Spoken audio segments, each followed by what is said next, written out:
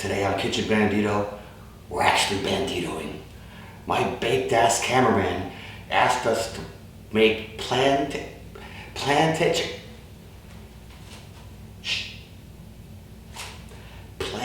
chicken and waffle tacos. Wrap your head around that. Let's get butchering.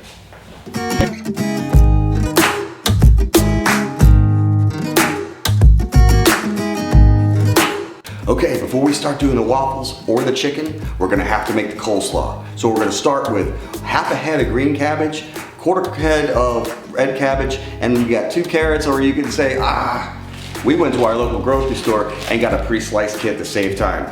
Boing! So, we're gonna start with half a cup of coconut milk, 1/3 of a cup of red wine vinegar, teaspoon of sugar, and a 1/4 teaspoon of salt. This is gonna get mixed up, mixed to combine, get everything coated, everybody in the pool. Now we're gonna go to the refrigerator and we're gonna let this sit for at least a half an hour. Overnight would be best. Okay, in order to make our waffles, we're gonna have to start with the dry ingredients. So we're gonna start with 2 whole cracked eggs, half a cup of water, half a cup of coconut milk, tablespoon of vanilla extract, good vanilla extract, tablespoon of sugar, white sugar, teaspoon of oil, and a tablespoon of brown sugar. Now we're gonna mix to combine. We're good. Okay, our next step is mixing our dry ingredients. We're gonna start with 2 cups of AP flour, 1, 2, a teaspoon of baking powder, and a 1/4 teaspoon of Himalayan pink salt. You don't have to use Himalayan. I use Himalayan because it's fun and it's cool, and that's where Sasquatch lives. But you could use white salt. White salt. Mix to combine.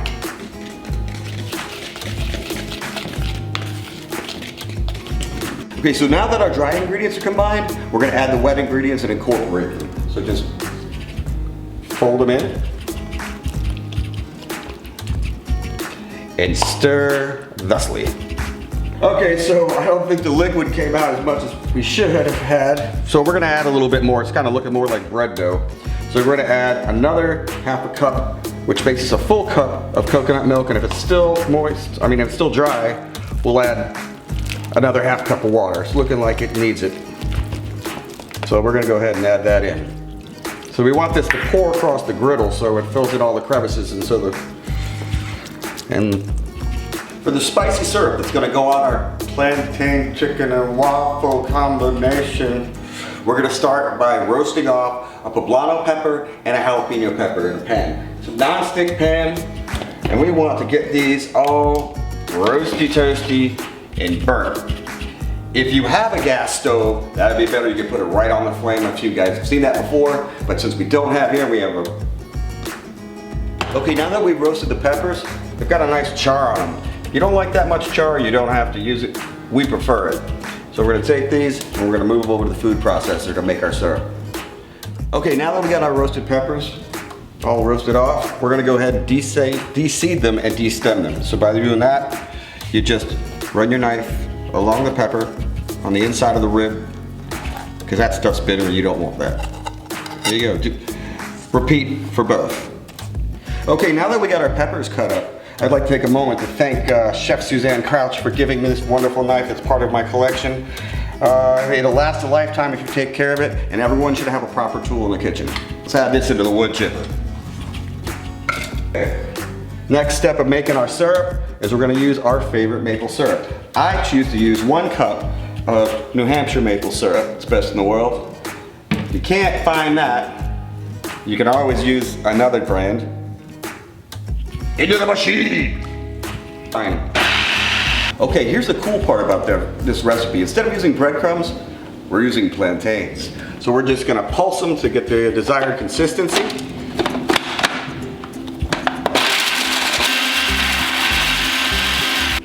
That looks like a good consistency. This is kind of what you're looking for. All right. Now, if you don't have a food processor, or not everybody does, you could also use a zip top bag and a rolling pin, put them in there, and kick the shit out of them. Okay, we pull our batter out of the refrigerator. This is the consistency we got. See, that's a nice ribbon stage.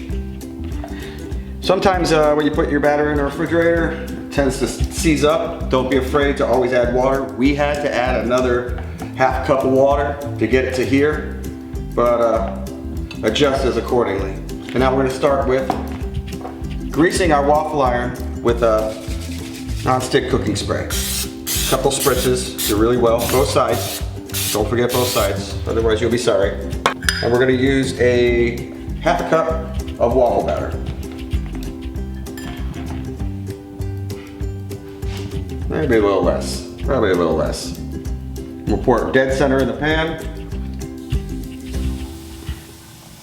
Then we'll close the lid. 7 to 10 minutes, depending on your device. So always be mindful that you want it to be golden brown and delicious. So here's our reveal. Perfect. See if we can get this thing off. There we go. Move it to our transfer plate and repeat until you've run out of batter. Oh cool, look what we did.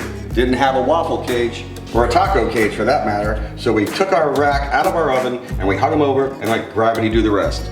Into a 200-degree oven for 10 minutes. Okay, now we got our chicken out of the fridge. It had been marinating all night in salt, pepper, buttermilk, sofrito, and we're gonna do the double dredgy thing that we showed in the last video for our Nashville hot chicken. Move from one to the other. Give it a good dash into the egg wash. Those are just 3 eggs that I mixed up. A little bit of water. Shake it off into the plantain crumbs.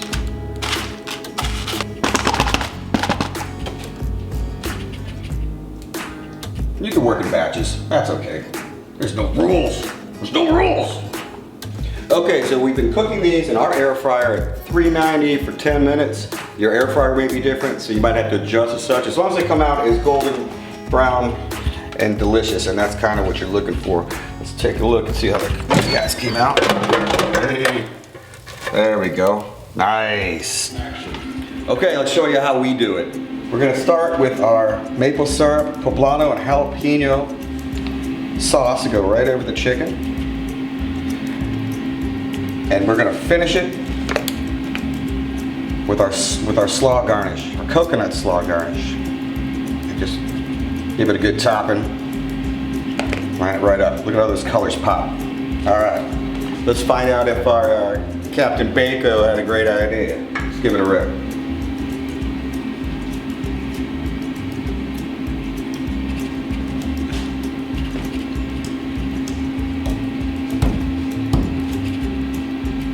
You did it. You son of a bitch, you did it. It's salty, it's sweet, everything's balanced. The coconut comes through. The cabbage adds a crunch. The chicken, nice and crispy, well cooked and moist. And the addition of the maple syrup, poblano jalapeno sauce just ties it all together. How to elevate chicken and waffles to make a chicken and waffle plantain crusted taco. It worked.